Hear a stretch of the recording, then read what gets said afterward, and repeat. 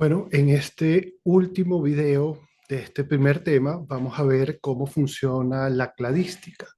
La cladística funciona bajo el principio de máxima parsimonia, lo que involucra minimizar el número de mutaciones que uno utiliza para construir un árbol. Veamos un ejemplo de esto que suena un poco abstracto, pero en realidad es más simple de lo que parece. Bueno, como nosotros podemos ver en esta tabla, tenemos un conjunto de unidades taxonómicas, digamos que son las entidades que uno está intentando clasificar, por ejemplo, las especies a las cuales uno les está intentando construir su árbol filogenético, y las filas representan diferentes características. Entonces, si ustedes aprecian, esta primera columna representa el outgroup. El outgroup nosotros lo utilizamos para darle polaridad a los estados de las características. ¿Y qué son estos estados? Para la característica 1 tenemos solo dos estados, o 0 o 1. Para esta característica 2 tenemos tres estados, 0, 1 o 2. Ahora, el outgroup nosotros lo utilizamos para asignarle polaridad a estas características, en particular para establecer los estados basales de las características, es decir, el estado plesiomórfico, utilizando los términos que aprendimos hace poco.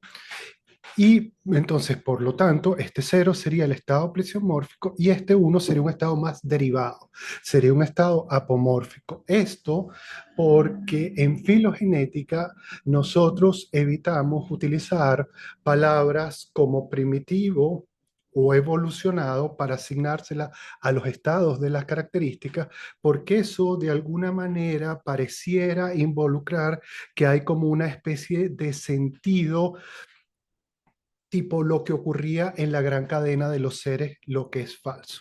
Ahora, a partir de este conjunto de características y sus estados, ¿verdad? Que es lo que tenemos aquí, nosotros vamos a construir un árbol.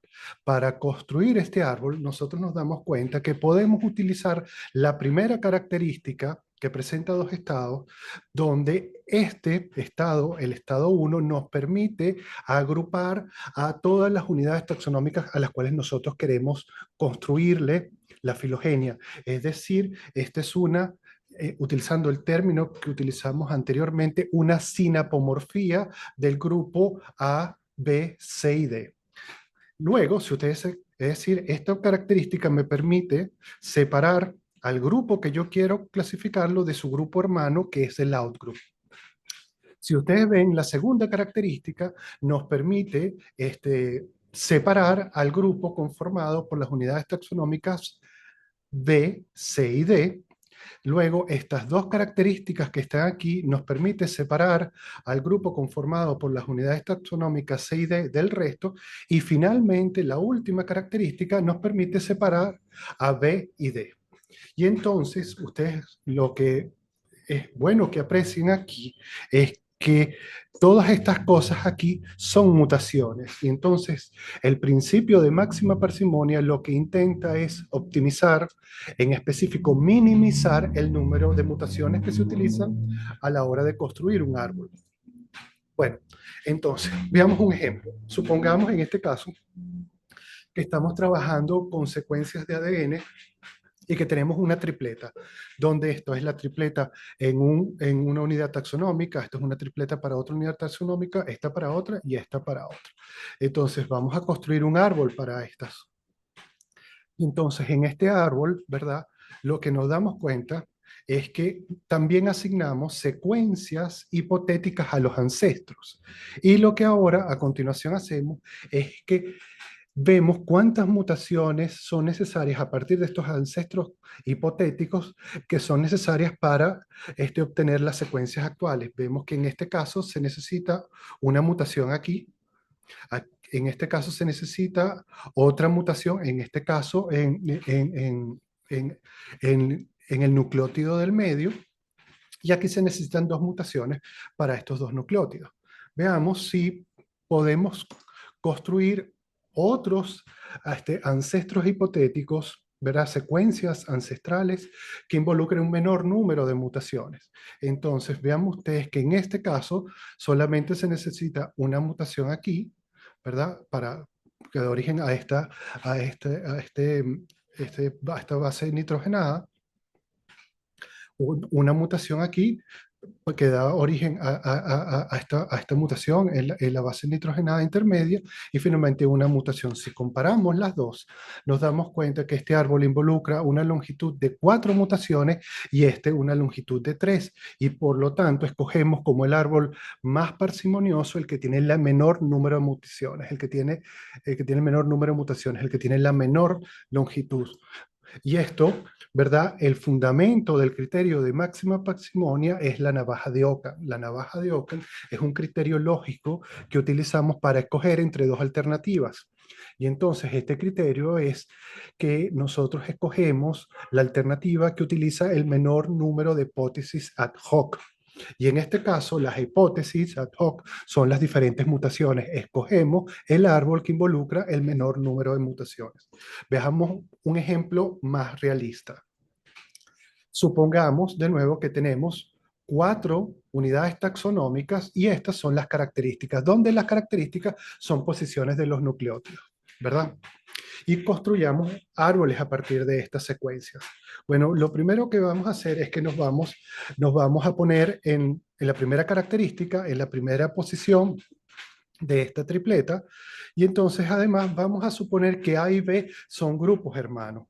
Y por ejemplo, podríamos plantear este árbol. ¿Cuántas mutaciones serían necesarias para reconstruir, para conseguir este árbol? Bueno, primero vemos cuáles son los nucleótidos hipotéticos ancestrales y vemos que en este caso se necesita una sola mutación que ocurra aquí, ¿verdad? Podríamos pensar en otros grupos hermanos para esa posición, por ejemplo, que A y C fuesen grupos hermanos. Y entonces, ¿cuántas mutaciones necesitaríamos aquí? En este caso necesitaríamos 2. Bueno, ¿qué tal si buscamos otros grupos hermanos posibles? Por ejemplo, A con D, y de esta manera los hemos probado todos. Bueno, en este caso también se necesitarían 2 mutaciones. Entonces, ¿cuál es el árbol más parsimonioso? El árbol que tiene menos mutaciones es este.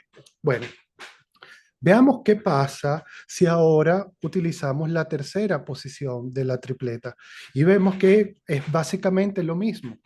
Entonces nos damos cuenta que en realidad si tomamos ambas posiciones, la primera y la tercera, en realidad necesitamos 2 mutaciones en este puesto. Ahora veamos qué pasa si nos centramos en el nucleótido del medio de la tripleta. En ese caso, si planteamos que A y C son grupos hermanos, se necesita una sola mutación en comparación con el número de otras mutaciones que se necesitarían para los otros árboles. Entonces, en este caso, el árbol más parsimonioso es el de abajo. Es decir, para la posición 1 y 3 conseguimos un árbol, para la 2 otro. ¿Cómo decidimos finalmente cuál es el árbol más parsimonioso? Bueno, tomamos en cuenta todas las posiciones, ¿verdad? Y sumamos todas las mutaciones que son necesarias y escogemos el árbol que involucra el menor número de mutaciones, que en este caso es este. Bueno, entonces de esta manera, resumiendo, entonces la máxima parsimonia involucra escoger el mejor árbol, es decir, el mejor árbol es aquel que es más corto, lo que involucra el menor número de mutaciones. Esto es el árbol que tiene menor homoplasia. Ahora, ¿cómo encontramos el mejor árbol para unos datos particulares? Bueno, seguimos los siguientes pasos. Construimos todos los árboles posibles. Para cada árbol determinamos su longitud. Se selecciona el árbol con menor longitud y si hay varios árboles que tienen que tienen la menor longitud, la misma longitud que es la más pequeña, todos ellos son igualmente parsimoniosos. Ahora, lamentablemente, este paso, construir todos los árboles, no siempre es posible, porque vean ustedes cómo se incrementa el número de árboles posibles a medida que uno incrementa el número de unidades taxonómicas que uno quiere, a las cuales uno les quiere construir un árbol. Además, aprecien, por favor, que este número crece más lento para los árboles sin raíces que para los árboles con raíces. Por eso muchas veces se comienzan construyendo árboles sin raíces y finalmente estos se enraizan porque hay un menor número de estos. Sin embargo, vean ustedes que los valores siguen siendo muy grandes, siguen siendo tan grandes que esto en realidad pertenece a un tipo de problemas computacionales que se conocen como problemas NP completos. Déjenme ponerles un ejemplo para que se hagan una idea de lo que esto significa. Supongan que hay una habitación en la cual hay un conjunto de tazas volteadas y que debajo de estas tazas cada una esconde una cierta cantidad de dinero. Y ustedes quieren saber cuál es la taza que tiene la mayor cantidad de dinero. Supongamos que esto es conseguir el árbol más parsimonioso. ¿Cómo nosotros podemos hacer esto? Bueno, para lograr hacer esto necesariamente hay que voltear todas las tazas. Sin embargo, cuando hay que hacer una búsqueda tan grande como lo que ocurre aquí, construir todos los árboles, que sería el equivalente a voltear todas las tazas, es imposible. Y por eso se recurren a estrategias heurísticas, que significan hacer búsquedas parciales de una forma inteligente. Otro problema tiene que ver con cómo los árboles que se obtienen cuando se construyen en función a evidencia morfológica o a evidencia molecular, por ejemplo, de ADN. Y una cosa que ocurre es que hay árboles tradicionales que se consideran muy bien establecidos, construidos a partir de la morfología, que son diferentes a los que se obtienen a partir de las moléculas. Y este es un problema que aún todavía, tanto tiempo después que llevamos construyendo árboles a partir de moléculas, este problema todavía existe y una alternativa para solucionar esto es utilizar lo que se conoce como evidencia total, es decir, tanto la evidencia morfológica como la evidencia molecular. Y bueno, y de así termino este primer tema de este conjunto de videos dedicados a la filogenia, a las bases teóricas de la filogenética.